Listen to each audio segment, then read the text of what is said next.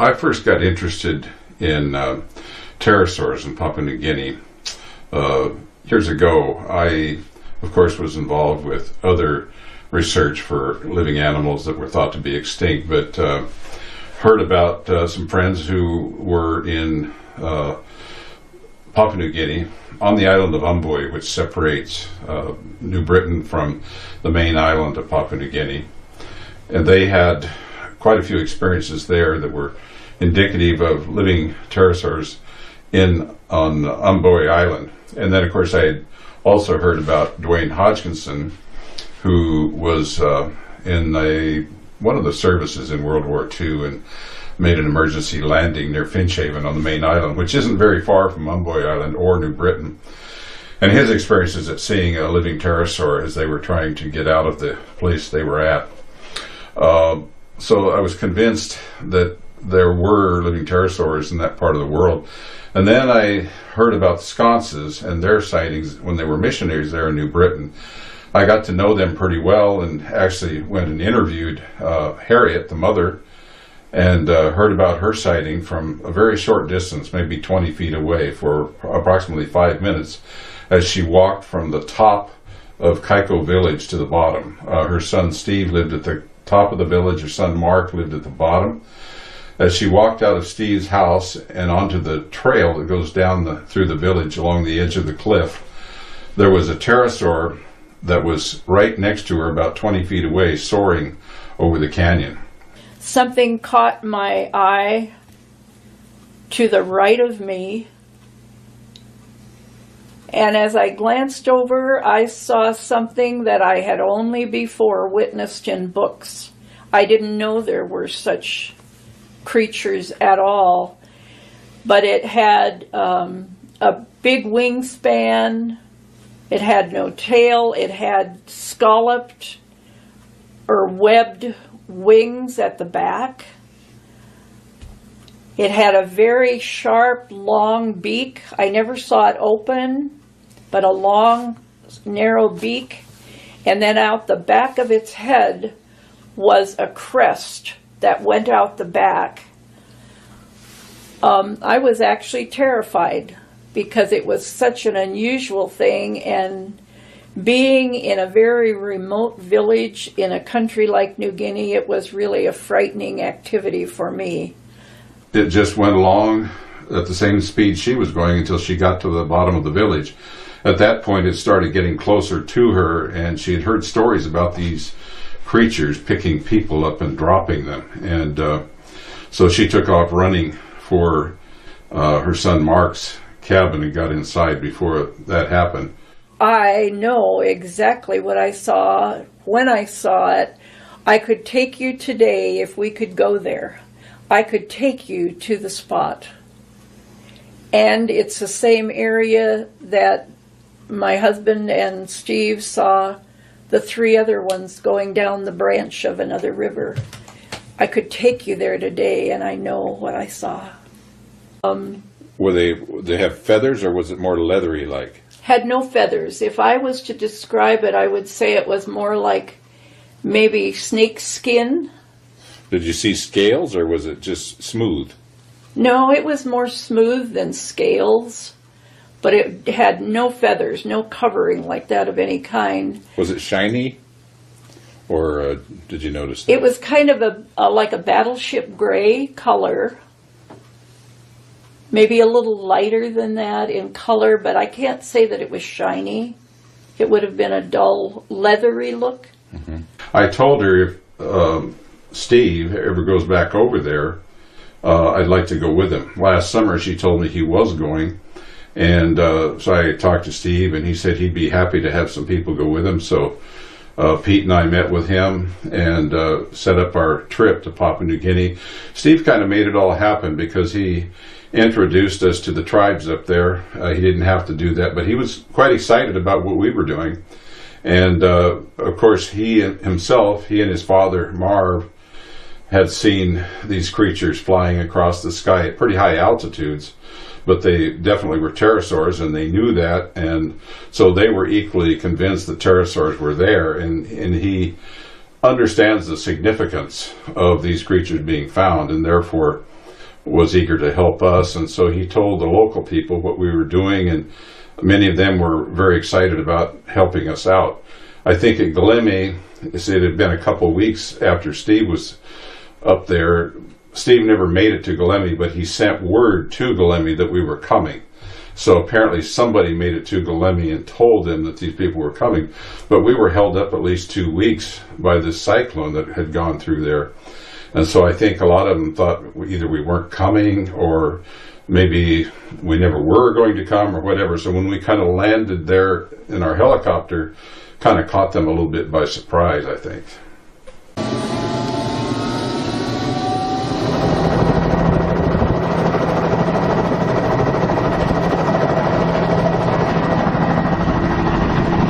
Well, anyway, we got on the helicopter, flew us up over a live volcano, steaming lava below us, flew through some valleys, mountains and volcanoes to the right and to the left.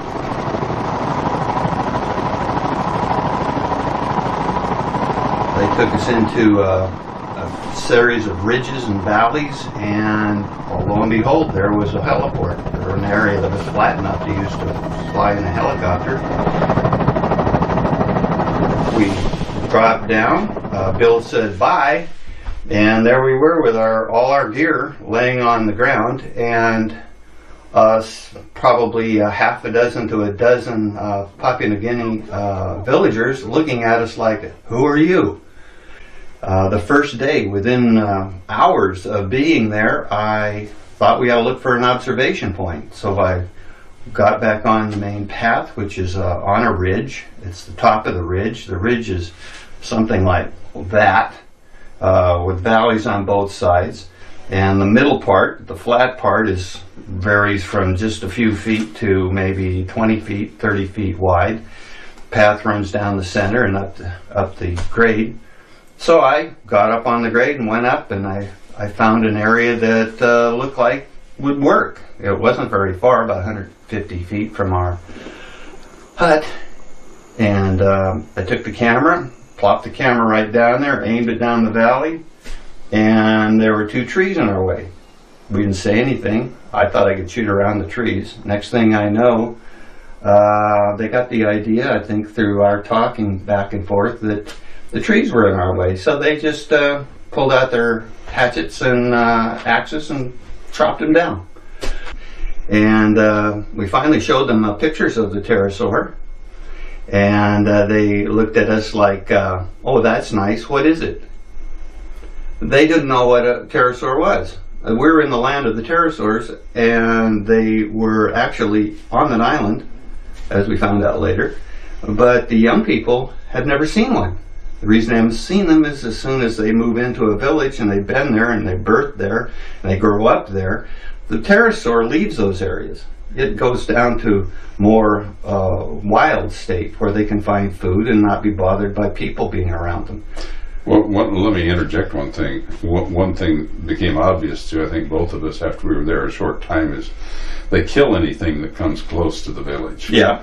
Parrots, eagles, and pterosaurs. Yeah. Early on. That's where the stories come of pterosaurs, is when they killed them. Well, let me elaborate just a little bit on that. There were 2 older gentlemen that were very helpful to us, that spent a lot of time with us. One was named Friday. Friday was 62, and the other was Julia. And I don't know exactly how old Julia was. Pretty close to the same. Close to the same age. When they were youngsters, actually, Friday said it was exactly 50 years ago, when they were living in a different village. They killed a pterosaur with a gun. I assume this was not too long after the missionaries came, and the missionaries probably had the gun. They killed the pterosaur and they cooked it and fed the whole village with 3 large pots full of meat. Tasted like pork. Yeah, so the older folks knew about the pterosaurs. Right. They had seen them. And the pterosaurs sometimes wandered over in that area. Otherwise, Harriet Sconce would not have had the sighting there at Kaiko, which was just down the cliff a ways, 1,000 feet below us. So the young folks didn't know, but the older folks did. To the east of the area we were, there was a large area, I'm thinking probably 20 to 25 miles you could go without seeing any sign of native villages or any sign of people. And I'm thinking that's probably where the pterosaurs mainly inhabit nowadays. Right. I think eventually have success. But we want to talk specifically about that day. We got there on March 19th, and 6 days later, on March 25th, we had a pretty momentous occasion. You were sick that day and in bed. I went up to the observatory, and around noon, I decided to go back down to the hut and get something to eat. I took the camera with me, thinking that if there was a sighting while I was down there, I would have a camera. And then tell us what happened after that. Well, I was in my hammock and I heard big bird, and big hubbub. I started to hear Milt talking about, get the picture, where is it? And Julia was talking, I think Friday was there, I think there were kids, there were women, I mean, they were all pointing up at the sky. I came out, I grabbed the camera that I had, which is my, was the high definition camera that we're using right here. And I looked up into the sky and I saw it almost right away. It was almost directly above me. It was larger than any of the eagles or any of the other birds that we'd seen. Leathery, had the claws on the wings. It had what looked like feet. Couldn't see much of the head, or I didn't really, I don't know, see the head. But I saw the animal and I was just stunned. You just look at it like, whoa. And then I got the camera, so I turned the camera on and I tried to focus in on it, but it was a very bright day. Almost no clouds in the sky except for very high clouds, white. So I could not get a good view of the thing. I only had a LCD screen to look at. Didn't have a viewfinder, like a hole to look through, a peephole that I could have shaded my eyes. I just shot it up into the air, hoping that I would get an actual shot of this thing. As it turns out, I got 130 frames or so of the thing. Some of it blurry, some of it better than others. Yeah, you can kind of see that some sort of indication of claws on the wings or feet. Okay, that first time we saw these videos, though, you blew one up and you could see the claws as a bump and you could see the wings as individual. It was bigger than that. This is blurry. Well, that's because of the Video part of it. video part, yeah. And here's here's another shot right here. Now I can almost see the hands or the claws. Yeah, depends which frame it is. See, that one there seems to show the hands on there. This one here is kind of blurred. And here's another shot right here, and this one here, I sharpened the daylights of it, and that's what I'm talking about. All computer, nothing requiring artwork. Yeah. And here's another one right there where you can see it. Play. Oh, there you got some claws on the wings. Yeah, right here. Yeah. Then we have another one right here. So basically, here's the unenhanced. As is. Yeah. Now with the kind of enhanced, you can kind of see some right there. Some sort of indication. Now, I have seen some circumstances where when they get from the right angle on these, they do look like they're somewhat slanted back, but they still have feathers. From one particular angle. Let's see that one. It still doesn't look the same, and notice how much fatter that is back there. Because I think the wings are straight. They're not. Yeah, that one goes straight out. They aren't pulled forward. Yeah. See how that one there is more straight out? Obvious feathers too. Yeah, the feathers are most evident on it. Now let's go compare it to that. Even with it unenhanced, So the fact that it doesn't have a tail. Well, It's a different type. I wouldn't even call this very a tail. It's not the same as that. See? The wings are different too. Yeah. The wings go forward and then back, whereas the eagle is and the turkey vulture are straight out. All I can tell you is that the animal we saw, and that it was a pterosaur, and it flew not like a bird. It soared. It was able to make small adjustments by moving its wings a little, shaping the wing. It flapped a little, but it was mostly just to turn itself fast. The thing changed its wing shape just a little bit and took the updraft and went straight up in the air and went into a cloud, probably about 6,000 feet in just 15 seconds or something like that. But I would say we viewed the thing for at least a minute or two. Now, you said 6,000 feet. It's important to remember for our viewers that we were at about 4,000 feet at that point. So it was like a couple thousand feet above us. Right. I had forgotten that I had brought my camera down to the hut. I just totally panicked. I'll admit it. Well, I did the same thing, too. But I did go out and look at it with my naked eye for, maybe 2 or 3 minutes we saw it out there. And it was an awesome sight.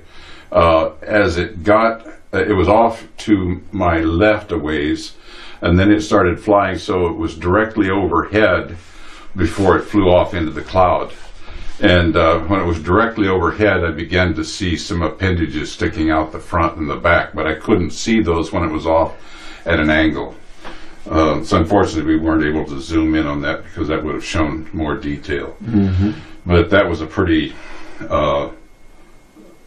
very awesome experience to be able to see a living pterosaur in that village. We also had an occasion, of course we had heard from people in that area of the world that these are bioluminescent, at least on the bottom side they have a bioluminescent area. And we had another sighting where Friday, Julia, and I think maybe a couple others saw the light about 5 a.m. in the morning flying toward the village, and then it turned and flew west. It was coming from the southeast, then turned and flew west, and then disappeared out of sight. I think that was the day before or the day after the sighting on March 19th. You probably got it in your notes. I think it was after. Yeah. Mm-hmm. So we were there almost another 3 weeks, and we had no sure sightings. Right. But we had, the one thing that time did allow us to do was to talk to many people there. And we began to get the same confirmations that older people were aware of this creature, younger people weren't so aware of it. Right. They got a little bit of confusion with them as to if the thing had feathers or not. I guess you can say that they were doing their best trying to understand. They simply hadn't seen the animal for themselves. So there was some confusion there. But the older folks, weren't many of them. I would say there may be total of 6 folks that we talked to who had seen the animal, could confirm that it was there on the island, and had seen it for themselves, if not killed one or eaten one. Another thing, we were stationed right on the main highway, so to speak, which was nothing but a trail. Even that would be glorifying it a little bit too much in certain places. But it was the track that they used to get toward the coast. And so anybody inland that was going that direction had to go right by our observatory. Yeah. So we were able to visit with many people from other villages farther inland. Right. And one thing that seemed to be kind of universal is that the farther inland the people were, the more knowledge they had of this creature. Right. Wasn't there a report that there had been a pterosaur that had built a den, sort of, in one of those big trees? Yes.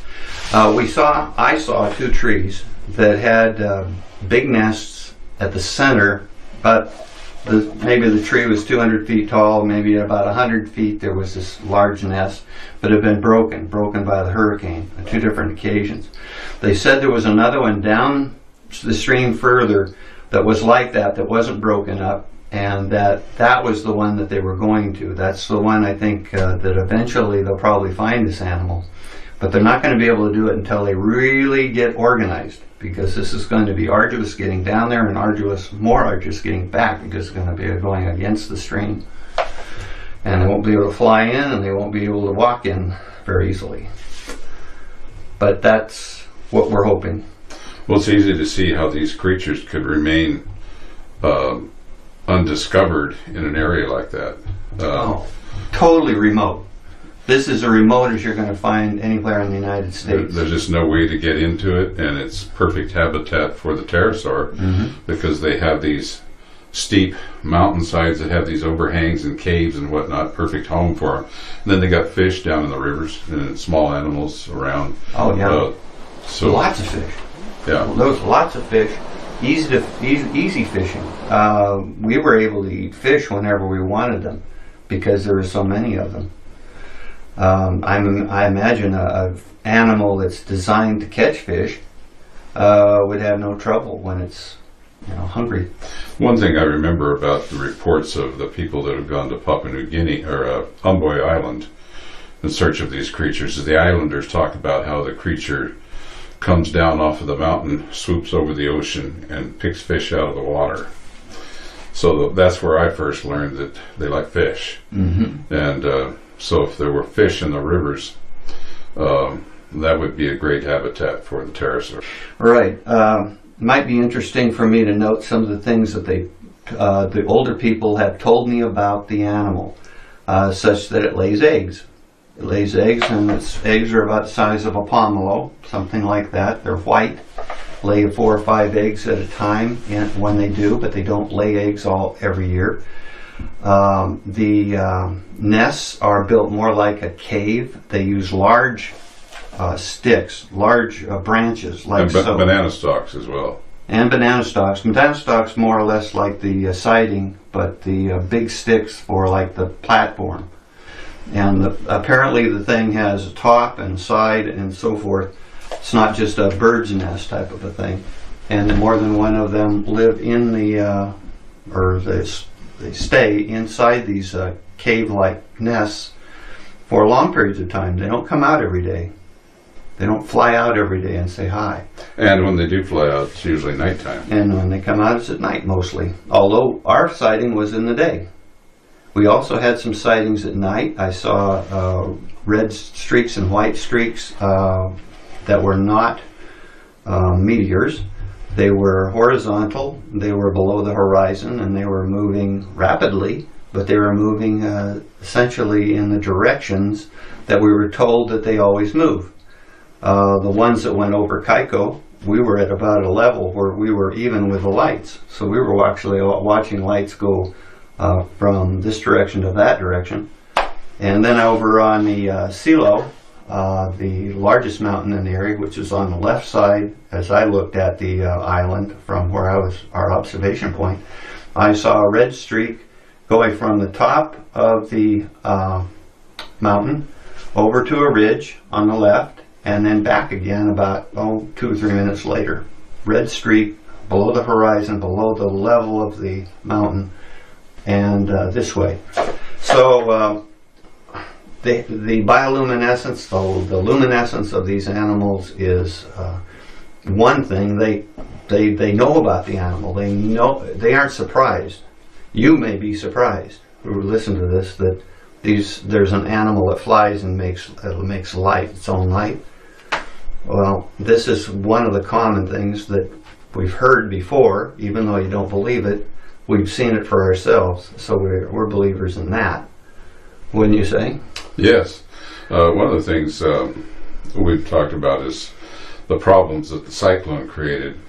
But the cyclone also may have been a blessing in the respect that we had heard reports that after a storm, these creatures come out. And so you would have more chance of seeing one during the daytime. And this was not long after the storm. that we saw the creatures, or that one creature flying very high in the sky.